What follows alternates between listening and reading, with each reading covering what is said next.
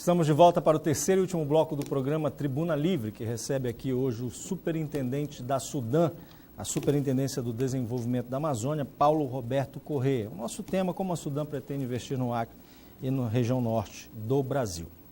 Doutor Paulo, em 2013 houve um encontro na Câmara dos Deputados, em que foi apresentado o resultado de um diagnóstico feito em 2011 pelo vice-presidente da FIAM, que é a Federação da Indústria do Amazonas, relativa a 2008. E consta o seguinte lá, que 72,6% do produto interno bruto brasileiro está centralizado na região sul e sudeste, numa área ocupada por 17,6% do território. São muitos dados, mas a região sudeste representou, na época, em 2008, 56% do PIB brasileiro, e que apenas o estado de São Paulo, 33,1%. No norte, nordeste e centro-oeste participam desse bolo com apenas 27,4% do PIB, numa área que cobre 82,4% do território brasileiro. O governo do estado, do Acre, fala aqui nas iniciativas de industrialização do estado, o que é muito criticado pela oposição. O governo fala em muitos desafios e muitas dificuldades para que se criem indústrias aqui, tanto que a própria zona de processamento e exportação não saiu até hoje. O senhor já se debruçou sobre esse tema na SUDAM? A industrialização no Acre é possível? A SUDAM pretende trabalhar em consonância com o governo do Acre para tornar realidade esses projetos que são apresentados pelo atual governador Tião Viana? Nós pretendemos trabalhar em consonância com todos os estados da região, independente de outras questões. O governador Tião Viana me recebeu, né, quando nós viemos apresentar nosso projeto, foi bastante receptivo às nossas ideias. Eu não tenho uma análise específica sobre o Acre ainda. Nós não, como eu te falei anteriormente, o PRDA ele viu a Amazônia legal. Nós temos que descer para os estados ainda para saber como nós podemos ajudar com investimentos ou com... Não há esse estudo, com esse projeto ainda? Por estado especificamente, não. Nós temos de uma forma mais generalista. Nós queremos fazer isso por estado para que esse acompanhamento e para que essa ajuda seja mais específica nas atividades que o estado do Acre, por exemplo, pode desenvolver.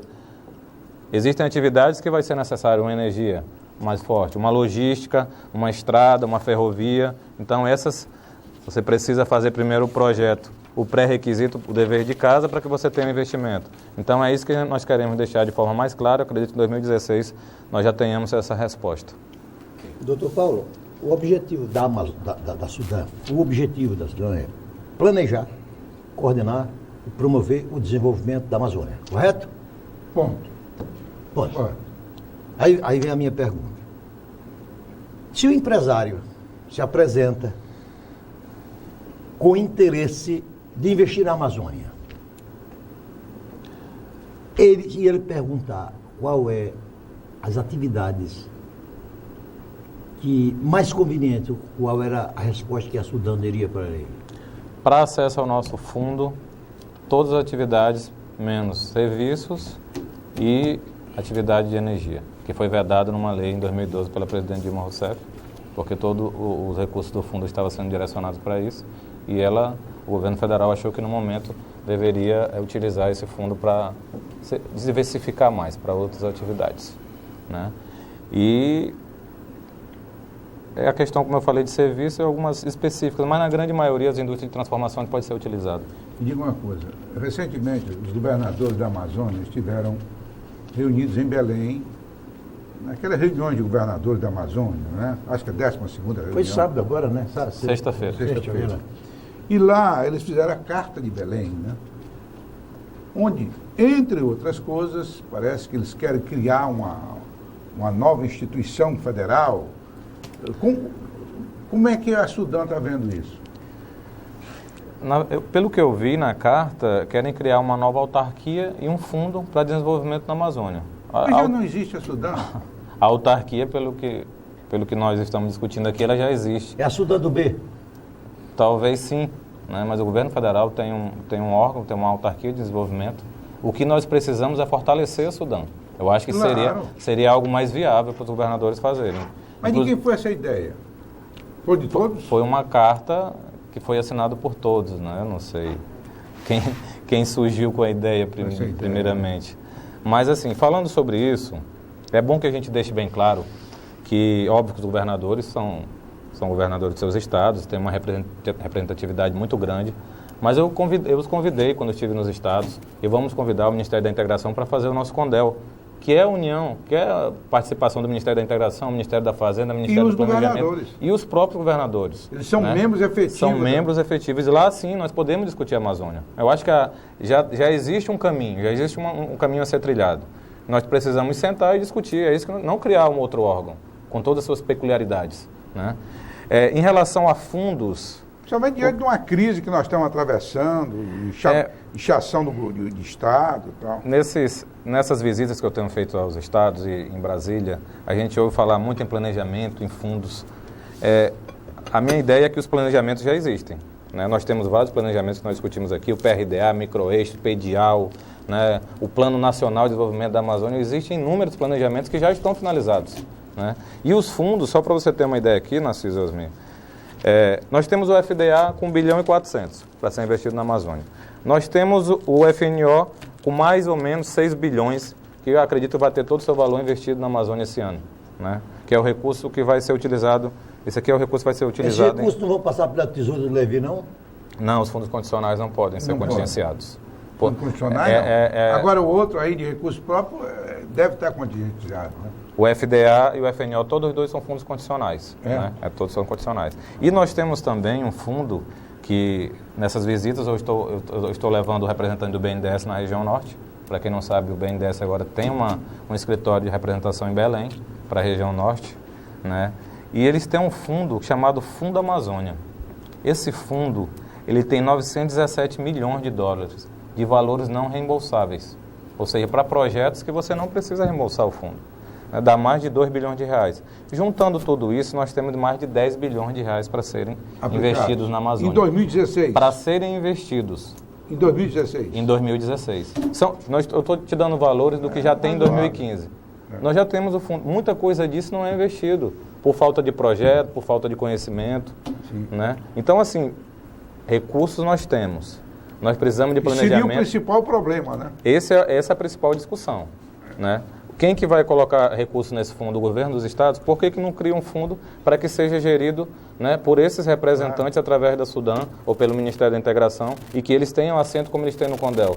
Acho que assim, não precisa nós criarmos outros órgãos, e são mais problemas, são mais... Nós já temos como resolver. Eu também não entendi. Vou depois até ler essa carta de Belém para ver qual é o sentido disso. Eu não vejo sentido nenhum também de criar uma nova autarquia com as mesmas diretrizes. Até porque, aí depois pega os funcionários da Sudam, transfere... Até porque, né, Osmir? Para essa autarquia. Diz que não vale a pena você querer reinventar a roda, porque se fizer ela redonda não adianta. E se fizer ela quadrada não é uma roda, né? Eu acho estranho. Doutor Paulo, nós temos aqui no estado a área de livre comércio Epitaciolândia, Brasileia e Cruzeiro do Sul, que tem as empresas cadastradas, gozando de benefícios fiscais, mas que efetivamente não funcionam. Essa não poderia ser uma prioridade da Sudam, colocar essas áreas de livre comércio para funcionar? Esse é um aspecto que está sendo estudado, não só aqui no Acre, como nós temos no Amazonas, algumas áreas de livre comércio. Roraima, nós temos de Bonfim e Boa Vista. Amapá. No Amapá também, nós temos Santana e Macapá. E isso, com certeza, já é um atrativo para as empresas, mas é o que nós estamos falando aqui. Mesmo com os incentivos, se você não tiver uma infraestrutura própria para que essas empresas venham, a gente não vai conseguir. Elas não são estimuladas. Não são estimuladas apenas com isenção de tributos. Empresas grandes precisam de estrutura básica. O que é estrutura básica? Energia e logística. Sem isso, nós não vamos conseguir os investimentos que a gente precisa. Porto e tudo, né? Sim. Aí você inclui tudo. Meio de escoamento da produção. Eu ouvi dizer, doutor Paulo, que a área de livre comércio de Macapá e Santana, bem como a de Epitaciolândia, Brasileia e Cruzeiro do Sul, não funcionam efetivamente pelo tamanho do lobby que existe no Amazonas em defesa da Zona Franca de Manaus. A Sudam está blindada para esse tipo de coisa? Vai se blindar esse tipo de influência política? Essa questão política é uma seara que a gente tenta não entrar muito, né? A gente vai oferecer as respostas que o Estado precisa, que a região precisa. Aí os parlamentares têm que chegar num consenso para saber o que é melhor para os seus estados.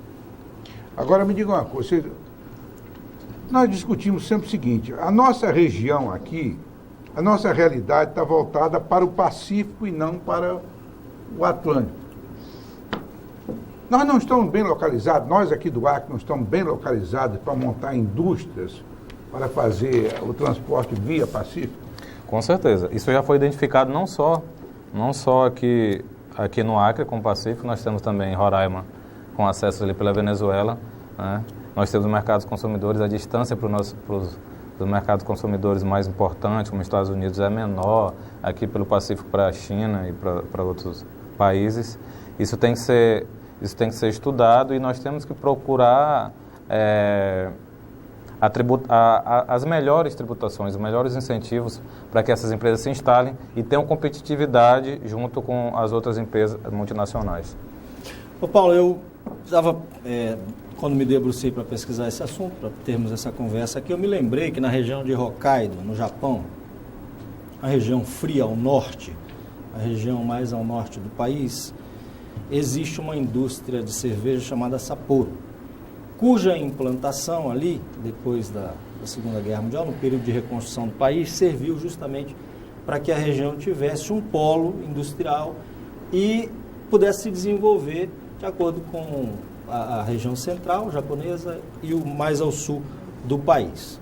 E, obviamente, que essa implantação, a implantação desta fábrica da Sapporo, vieram outras, que acabaram tornando a região desenvolvida e o Japão se desenvolveu como igual. No Brasil, além da diferença entre regiões, na questão do desenvolvimento, principalmente o industrial, nós temos nos estados entre si. O Amapá em relação ao Acre, em relação a Roraima, em relação ao Amazonas e Belém do Pará, principalmente, notadamente esses dois últimos que são os mais desenvolvidos. Então, portanto, o desafio não é apenas desenvolver a região em relação ao sul do país, mas acabar com esse desnível de desenvolvimento na própria região norte que existe. A Sudam tem um papel fundamental nesse aspecto? Papel relevante, principal. Nós estávamos falando no Parlamento Amazônico, que está acontecendo em Rio Branco hoje, fiz uma palestra lá sobre desenvolvimento, e eu falava sobre isso. O Narciso conhece bem a Sudene e os parlamentares do Nordeste, e sabe que eles são ferrenhos defensores dos seus estados. Mas quando era para defender a Sudene, aí junta todo mundo. Os do Norte e da Amazônia Legal, eles se juntam. Eles têm essa capacidade de se unirem em torno de um mesmo objetivo. Eu acho que essa é a consciência que nós temos que trazer para a questão política aqui da nossa região, né? Temos que ter um pouco de senso republicano e saber que se desenvolver o Amapá, o Acre, Roraima, que são estados num desnível em relação aos outros estados, nós estamos ajudando a todos, por exemplo, ao Acre poder comprar algum produto do Pará, do Amazonas, ser um mercado consumidor para esses estados também. Que foi o que aconteceu, por exemplo, nos Estados Unidos com o Plano Marshall, né, na época da Segunda Guerra Mundial. Teve que fazer a reestruturação desses países para poder ter um mercado consumidor. Até porque, desculpe, né, isso é apenas um ligeiro comentário, até porque enquanto nós não entendermos, enquanto nós tivermos regiões pobres, o Brasil jamais será um país rico. Exatamente. Não, você vê, Osmir, o doutor Ulisses Guimarães disse que o brasileiro, ele até no discurso da promulgação da Constituição, ele disse que nós temos a vocação de caranguejo, né? Só sabe morar na beira do mar. Você vê, 70% da população brasileira mora no litoral. É. E os governadores que hoje estão passando, e os prefeitos das metrópoles, que todos viraram metrópoles, você sai de Porto Alegre, Santa Catarina, São Paulo, todo dia. Hoje as cidades pararam porque se transformaram em verdadeiros metrópoles. Uma política absolutamente diferente da pegada do Canadá. O Canadá não tem metrópoles e nem tem vazio habitacional. Um território igual ao do Brasil, com um quinto da população brasileira e distribuída de forma uniforme. Mas aí se vier uma indústria que quiser se tentar se estabelecer no Acre ou em Rondônia, aí o governo de São Paulo e do Rio de Janeiro aí entra na disputa, Aí virou, já houve até um momento que estabelecia as verdadeiras guerras fiscais e continuava lá. Quer dizer, falta também a noção de federatismo, de federação. Nós não somos uma federação. Nós somos um bocado de irmão que vive o tempo todo brigando entre si. Esse que é o problema. Você sabe, Narciso, só complementando, que a nossa principal discussão durante a Assembleia Nacional Constituinte, que fez a atual Constituição, ela não foi nem ideológica, nem partidária. Foi muito mais regional. Brigas regionais. Por exemplo, para nós aprovarmos o Fundo Constitucional de 3%, nós tivemos que ceder o aumento da bancada de São Paulo de 60% para 70%. Porque senão eles iriam obstruir o máximo essa aprovação. Não é isso? Então foi muito mais... Na hora que nós tentamos modificar o sistema eleitoral brasileiro, dando prioridade aos estados menores, como acontece nos Estados Unidos, que tem um sistema de delegados, a bancada do Rio de São Paulo praticamente não deixou o Vasconcelos lá de Pernambuco falar. Eu vou então, foram questões regionais. Aproveitando aqui, vou dar um furo de reportagem aqui para o programa, que eu sei que é um programa de muita audiência aqui no estado. Nós fizemos nessa linha de buscar investimentos para a Amazônia, e obviamente o Acre faz parte da Amazônia. Eu estive em São Paulo fazendo uma prospecção junto a potenciais investidores, e nós já conseguimos que está em fase de acabamento um projeto para o Acre em torno de 400 milhões de reais, o valor total do projeto. Eu não posso dizer qual a atividade nem qual a empresa, porque ainda não entrou a consulta prévia na Sudam, mas eu me comprometo quando esse projeto estiver aprovado, vir aqui no Acre junto com os investidores para a gente anunciar, que eu acho que é muito importante nesse momento que nós estamos vivendo, pelo qual nós estamos passando, investimentos no nosso estado, na nossa região. Isso ajuda a criar mais empregos e ajuda na qualidade de vida. Até porque, né, doutor Paulo, da população. Eu tenho muita preocupação com os estados do brasileiro. Eu ontem assisti uma entrevista do governador Ivo Sartori do Rio Grande do Sul, Osmir. Ele disse que a folha de pagamento de pessoal dele, a folha de pessoal, 52% já é a pagar os funcionários inativos e 48% dos funcionários ativos. Ou nós tiramos o peso do Estado, ou tirando o peso das costas dos Estados, então todos se inviabilizarão. E só há uma forma do Estado sobreviver, que antigamente a gente tinha a noção que a viúva, isso o Estado paga, a viúva não quebrava nunca. E hoje nós já estamos vendo os Estados com a língua de fora.